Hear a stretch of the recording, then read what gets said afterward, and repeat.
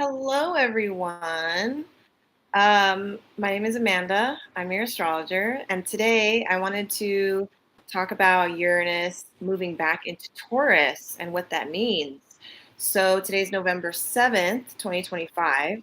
Uranus is moving back into Taurus. Let's see if it already has. Last time I checked, it said in 3 hours it would do so. Yeah, it's at 0000 of Gemini right now. So how much time do we have? We have about an hour and a half. Okay. We have about an hour and a half until Uranus regresses back into Taurus. So it has been transiting in the first degrees of Gemini for a little while. And I made a video on Uranus and Gemini. It was a live stream as well. So if you wanted to review Uranus and Gemini I did a whole deep dive a few months back. Um, so yeah, July 7th is when I did that live stream because that was the day Uranus entered Gemini. So think back to July of this year. That was Uranus moving into Gemini for the first time. And then September 5th, we had Uranus station retrograde, the first degree of Gemini. And so September 5th. And then it's been moving backwards, and now it's about to regress back into Taurus today, November 7th of 2025. And this is the last time Uranus will be transiting any degrees of Taurus for another 84 years.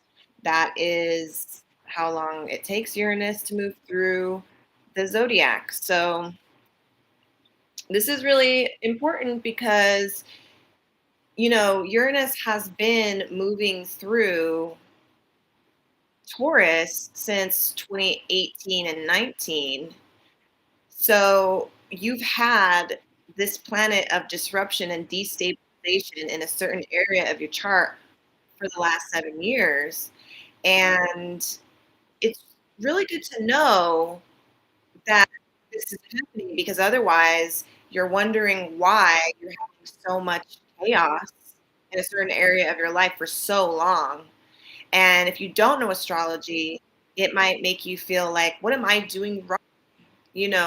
It could leave people in despair to wonder why my life is like this when you're just having a Uranus transit, my friend. So this is exciting because this means it's the last hurrah of this destabilization in your life before it moves on and stays in a new sign and a new area of your life. So let's review mid-May 2018 to November 5th of 2018. Think back. What was going on? I know what was going on in my life. um, it was a really interesting time. Uranus was in the first degrees of Taurus. I was making an attempt to transition out of a certain career field that I was in. And I was, that was a really uh, chaotic time of my life in my career field. I have Taurus in the 10th house. So Uranus transited into my 10th house of career, shaking things up.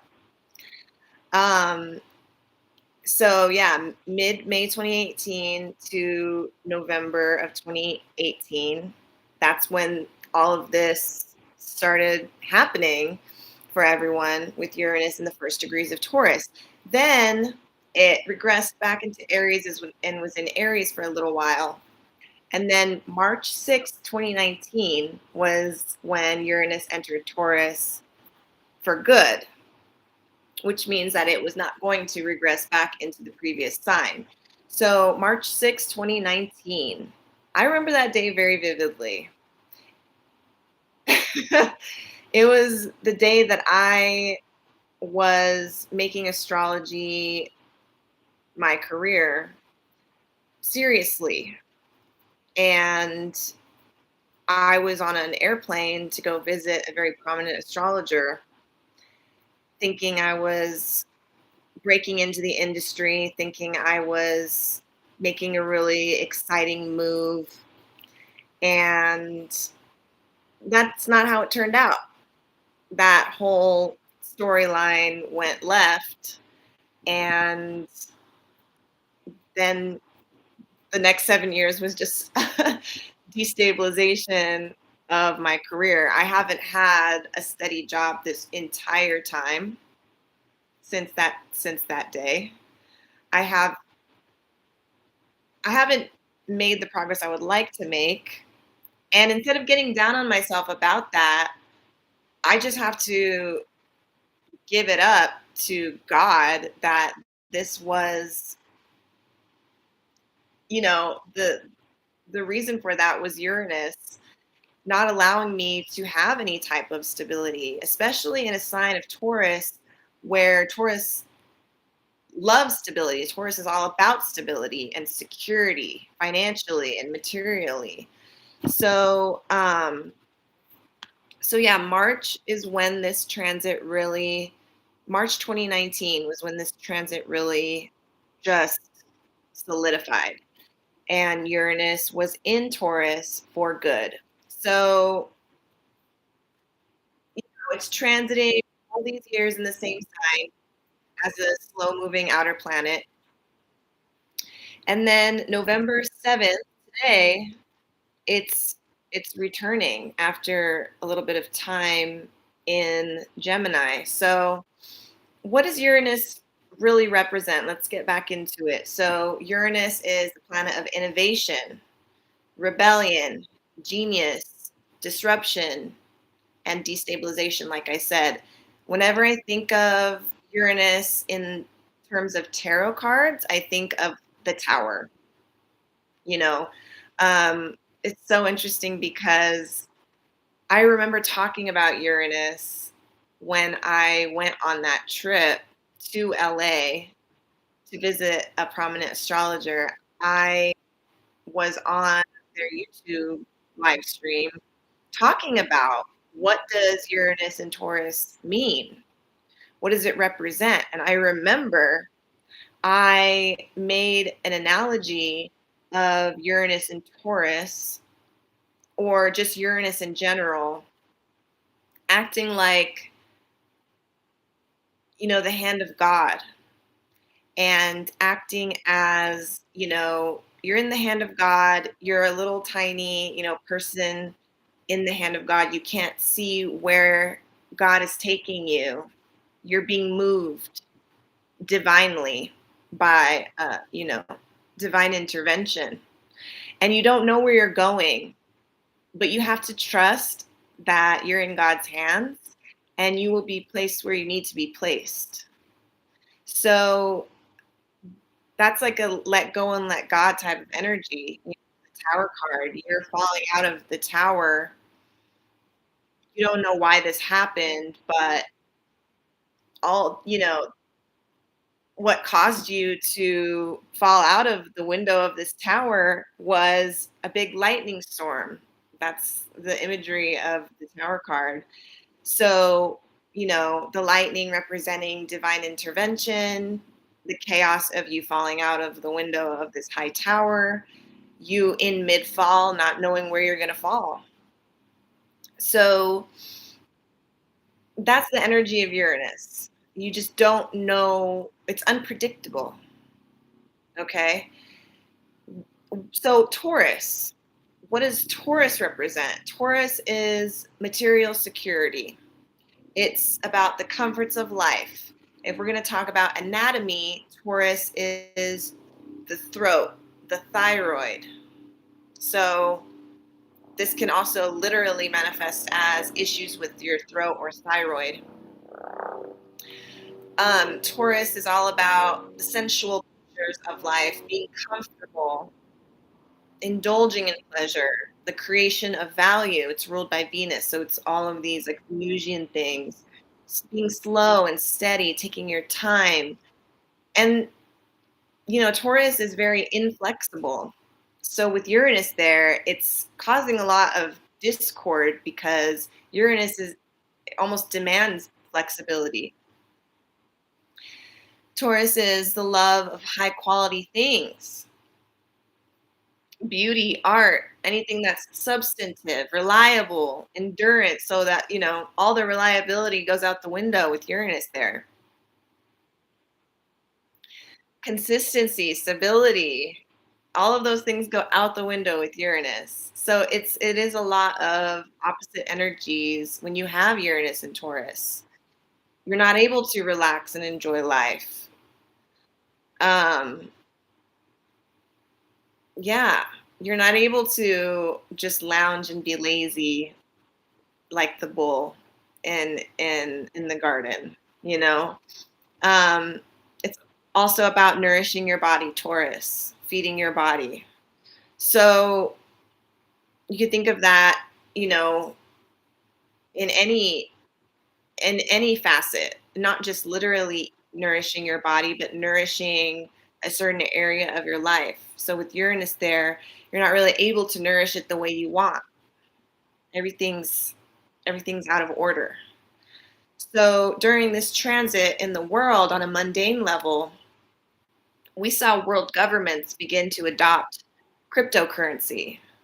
Currency being the Taurus thing, material health and wealth, right? So money, finance, ruled by Venus, finance, value. So the way that the whole world looked at value was in a digitized way. That digital currency is Uranus and Taurus. Uranus being, like I said, planet of innovation, of technology, digitization, electricity. So cryptocurrency was a big that during this Uranus and Taurus transit, the world adopted as something that's normal. Before this, cryptocurrency was new, weird, we don't really know if we can trust it. And then all of a sudden we have Uranus and Taurus and the government has its own coin. Like, what the heck? We also saw in the world, Uranus and Taurus, farming protests, a lot of them, innovations in farming. We had the fake meat movement, which is falling off because we realize how unhealthy it is. But all the fast food places, convenience foods, all that's all tourist stuff. They adopted fake meat, Beyond Meat. I mean, that is totally Uranus and Taurus. Disruption in the way people make money overall. So in this period of time from 2018, 19 through now, people now can work from home. That's the most Uranus and Taurus thing I can think of. Being able to go to work and meetings online in your underwear, not wearing pants. That is the laziness of Taurus, right? Just lounging. The way people make money online in general, you're able to get online and make a living for yourself. And that's common now. It's not just in one way. Before this, you could make money online, but it was more rare.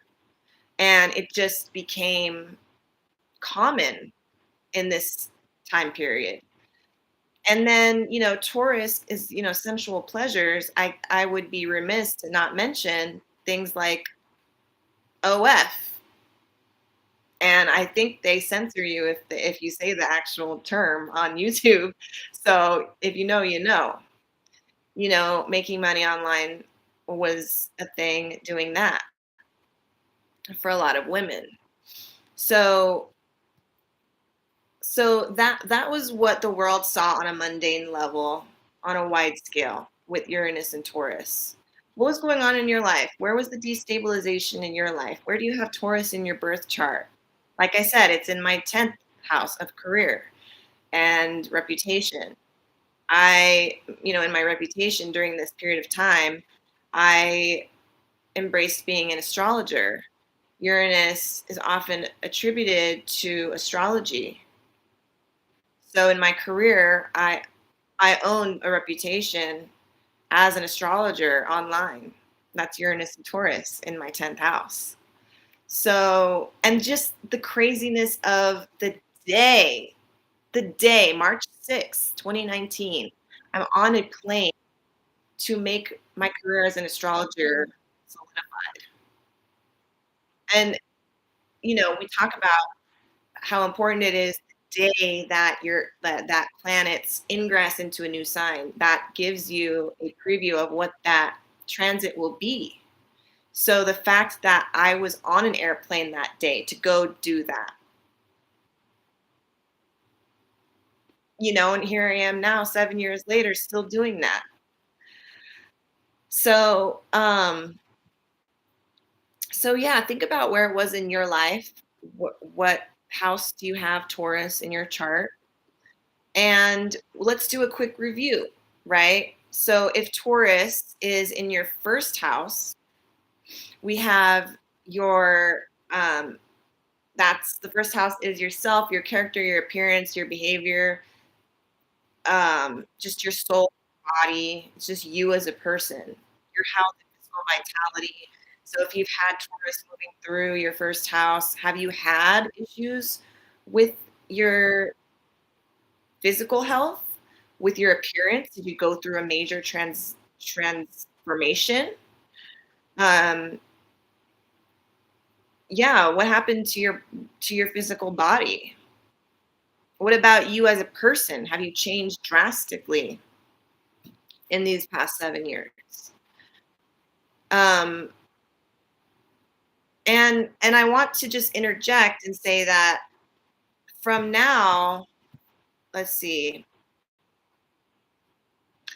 November 7th, Uranus is regressing into Taurus, and then it will be in the last degree of this sign until February 3rd, 2026. So February 3rd, 2026, Uranus stations direct. Oh, it stations direct at 27 of Taurus. Do you have any placements aspecting that? I do. I have Mars at 26. So Uranus will station direct at 27 in February. And then it will be moving direct through the last degrees of Taurus until April 25th, 2026. So Uranus will re-enter Gemini, and that will be it. So from now until April, we have Uranus wrapping up what it started in 2018, 2019. So for me, that tells me, hey girl, like if you really want this career as an astrologer, you got to put the pedal to the metal from now till April, and you got to work your butt off, dedicating yourself to establish what you want to establish in that time. So if you have a goal in this area of your life, and of course, I have Uranus working against me, right? Because it's destabilization. But it's also a planet of surprises and the unexpected. And if I know for a fact this transit has been about me and my reputation as an astrologer, me as a public figure, as an astrologer in my career, then what does that indicate regarding that from now until April? Here I am. Here I am on YouTube. And, you know, if you've been paying attention to what's been going on with me, I I had a career transition recently, and I've been posting it a lot on my socials. I've been doing a lot of videos.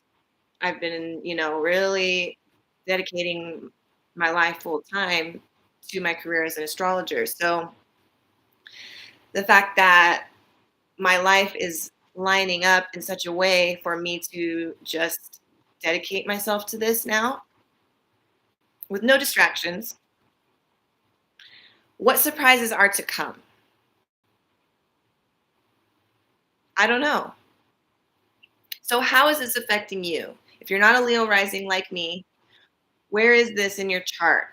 What is your goal to take advantage of Uranus in this area of your life for the next 5 months? Okay? So as I go through more of the houses, think about what do you want to accomplish from now until April in this area of your life regarding Uranus? What has this transit meant for you? And what do you want this last 5 months to be? Okay, so as I said, if Taurus is your first house, your rising house, where your rising degree is. So if you guys use classes, that's fine. But anyway, so first house is yourself, your body, your vitality, your health, all that. Um, okay, and then second Taurus house. If Taurus is your second house, then it's your finances, your income, your financial stability, your livelihood, how you make money, your resources needed to maintain your life, material possessions, any properties that you have, which can also be in the fourth house, but that also maybe that's property that you don't live in, but it's property that you have. Um, your occupation sometimes, your self esteem. That's a big one. Self worth in this area of your life. It's not just about that physical, like monetary income and your material wealth. It's how you value yourself, your self esteem, your self worth. Has that gone through a whole transformation in this time? It's also, not just the money, but how you spend your money, your approach towards money, influenced by your childhood, your access to money. So, just overall financial patterning, the active income as opposed to your passive income in the eighth house. Um, exchanging money for goods that you need to survive, receiving money for skills and services. That's your second house. Putting value on what your skills and services are worth, gaining the comforts of life, security and contentment, satisfying your own needs. It's about what we have, what we feel the need to protect, our relationship to the land around us. Okay. So if Taurus is in your third house, this is the place of your siblings, the way they learn, your short distance travel. It's your neighborhood, your local area that you can walk to, that you drive to, that you take the bus to. Your, the primary education. It can sometimes look like community college. Taking introductory courses. What courses have you what information goes into your mind on a daily basis? Are you listening to podcasts all the time? Are you reading a lot? How does this information get into your mind? It's your communication style. It's your best friends, your comrades. It can be people who live around you. It can be your relatives, like your uncles, your aunts, your cousins. How you problem solve and assign meaning to your life, people you encounter on a daily basis, the guy, your butcher down the road. Um, yeah. Also, feminine empowerment is the third house as well. Um, expressing your ideas, what you write about. Okay. Fourth house is parents, your home, your family, your private life, property, real estate, your childhood home. Um, you know, your living situation, essentially. Have you moved? Have you had things happen with your parents? It can also be endings, your private life, the secrecy that you have. in your life that you keep close to you? Ancestry, genetics. Did you find a distant relative on ancestry.com? I had a fourth house transit where that happened. Um,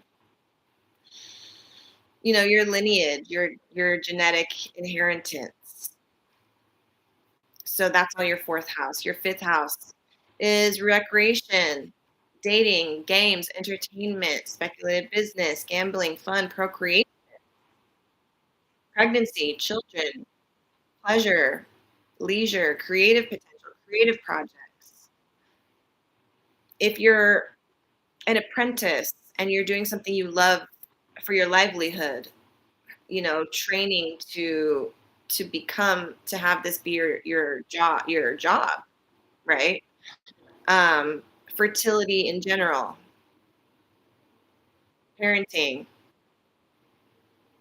support in your creative endeavors, leaving your home to go out in life, um, material fortunes, and your ability to advance in life. Um, it can be eminence and honor as well. So, good fortune. That's your fifth house. Sixth house.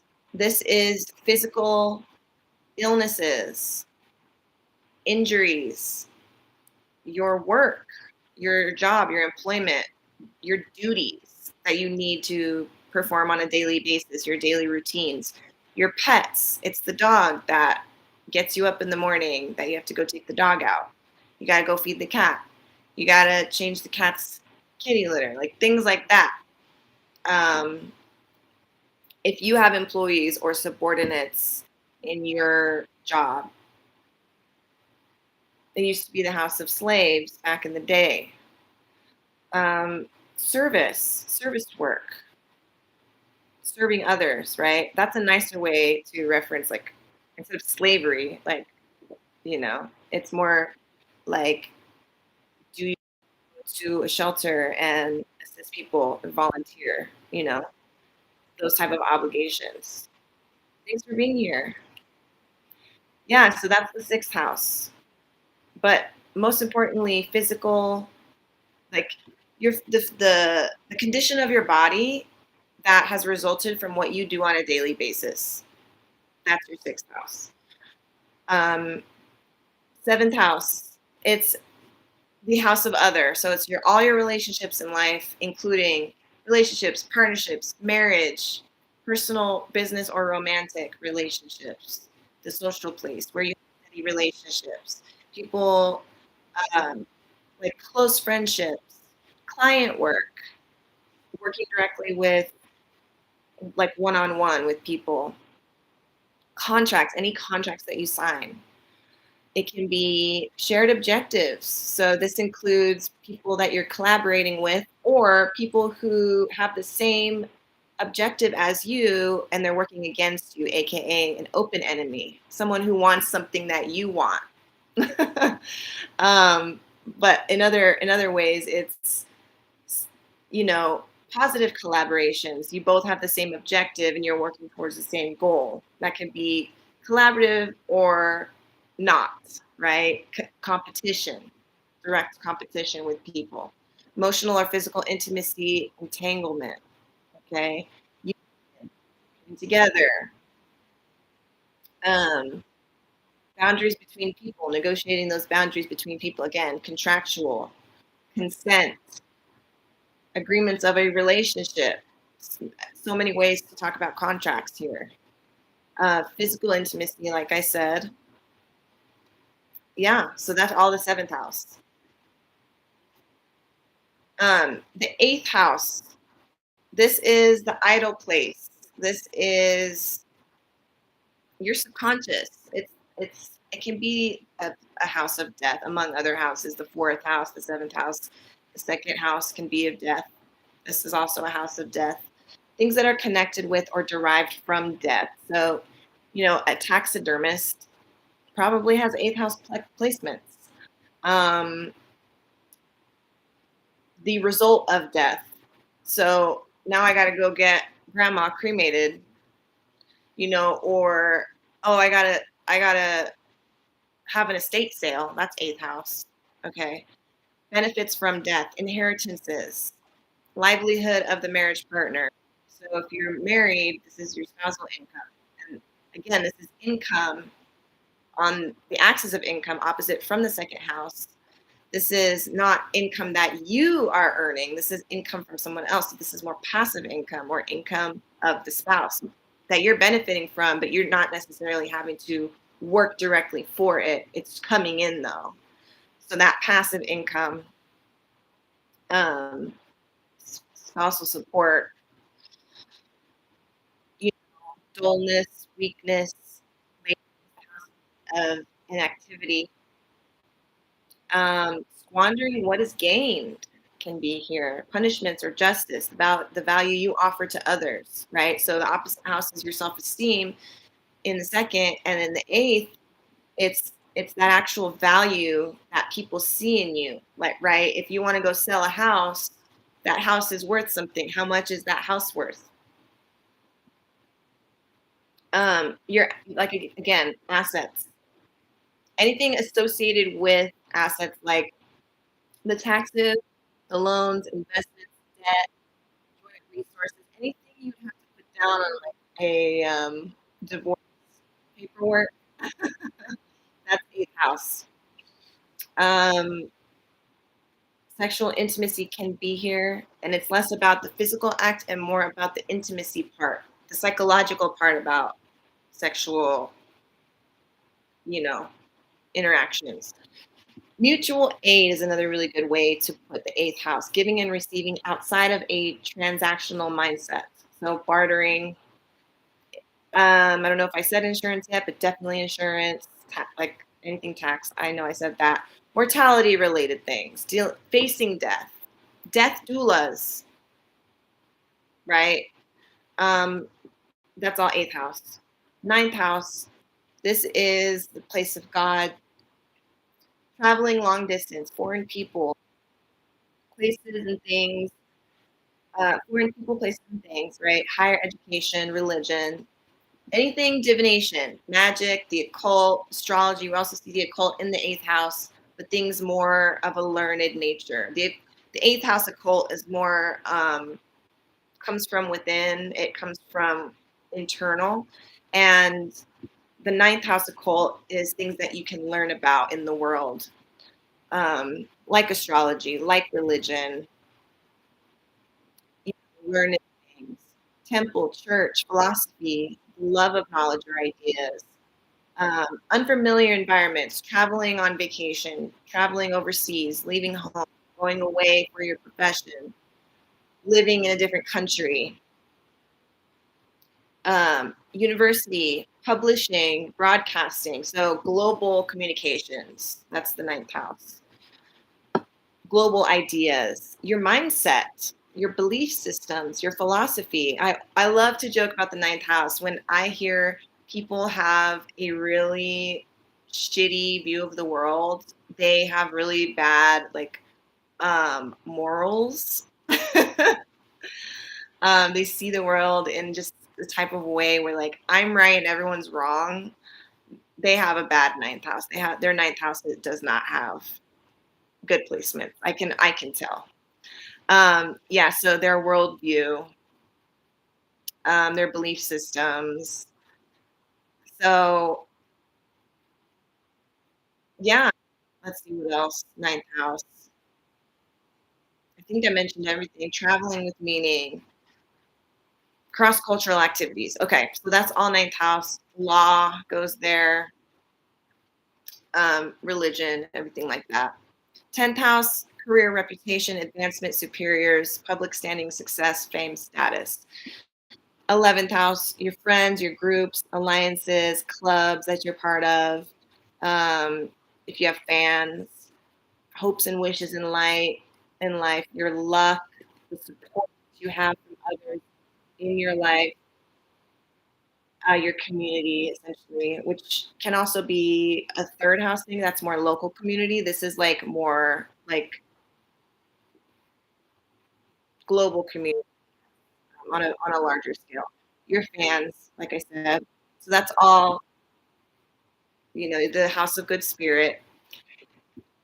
The 12th house is the last one. This is your mental health, where you rest, your confinement, isolation, seclusion, invisible illnesses, sickness, enemies, self, undoing. It's the house of uh, betraying yourself, hidden activities, being unavailable, feeling lost, retreat, estrangement, pre-birth. Pre-birth, that's an interesting one. Hospitals, ashrams, prison, jail, things of that nature. Places where you can feel alone, exiled. So yeah, those are all the houses. Where do you have Taurus? What's the story of what has been your Uranus in Taurus story? And what do you want to happen from now till April? Let me know. Comment. I would love to hear. So I hope that was informative. It was nice to have a little review of what to expect. And, you know, Uranus is a troublemaker, right? Uranus does not follow the status quo. And so it's always good to know what's going on with Taurus so you don't feel like just totally out of control. So anyway, that's it for today. Thank you for watching, and I will be back to talk about other subjects. And subscribe if you're not subscribed. Leave a like on this video. I have a nice comment. Uranus will sextile my sun in Pisces in the 7th and conjunct my midheaven. I'm hoping that things will improve soon. Good. Neptune also conjunct my sun has been quite the journey. Mm-hmm. Cool. So, yeah, I mean, and we have to always think about the planets that are in the sign right now. Like I said, Mars is being aspected for me. Mars at 26 of Taurus, where it will like 1 degree from where it will station. So, really, has this transit even reared its ugly head yet? Because my personal Mars is at these last degrees. So if I had a placement early in Taurus, I probably would know the exact story and what's going on. But since my placement is at the end of Taurus, this is where the real story is. So, and then again, also planets aspecting this. So I have Saturn and my node trine to Mars in Taurus from Capricorn to Taurus. That's why my job, my employment has all been wrapped in, and my physical health, right, has been a whole story of this. Currently unemployed, just applied for unemployment today. So, and the fact that that happened on an ingress day is insane, right? Ingress days are very indicative of the transit story. So yeah, it's all connected, you guys. Tell me, share whatever you would like to share. Just so when people read this back, um they're like, "Oh, high five for both being unemployed right now." It's just very common. There's so many people in this same situation. But when people read this back, I want them to be able to see what other people are going through, right? So share your stories in the comments. Once I end this live stream, leave comments. But that's it for today. Thank you for being here. I look forward to doing more live streams in the future. And we'll see you next time. Bye.